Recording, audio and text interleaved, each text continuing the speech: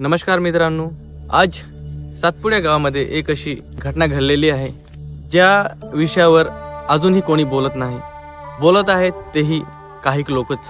हा मित्रांनो, एक आश्रम शाळेमध्ये घडलेली ही घटना. तलाई गावाच्या आश्रम शाळेमध्ये एक अल्पवयीन मुलीवर बलात्कार केला आहे आणि तो करणारा कोण? मुख्याध्यापक, शिक्षक. आपले पोरं आपण शाळेत ठेवतो शिक्षकांच्या भरोश्यावर आणि तिकडं असं कृत्य करून देतात ते लोक. जर शिक्षक असे कृत्य करणार तर आपले पोरं सेफ कसं राहणार? कोणावर विश्वास करणार आपण लोक? तो कृत्य करणाराही तोही आदिवासी समाजाचा आहे, पण आपल्या समाजाचा माणूस आहे म्हणून काही लोक दबावायचे प्रयत्न करत आहे. भले तो कोणत्याही समाजाचा असो, पण त्याने जे केलेले आहे ते गुन्हा आहे आणि त्याला सजा भेटलीच पाहिजे. हीच वेळ कधीतरी आपल्यावर पण येऊ शकते. अशा शिक्षकामुळे काही जे शिक्षक आहे त्यांच्यावर परिणाम होतो, सगळ्यांचा नाव खराब होतो.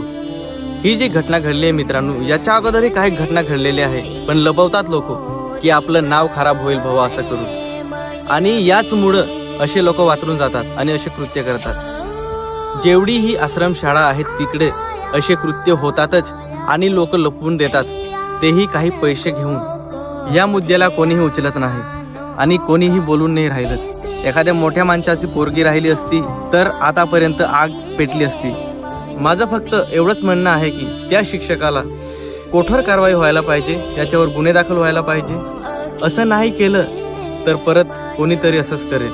आता जर आपण शांत बसलो तर पुढे अशी घटना होतच राहणार.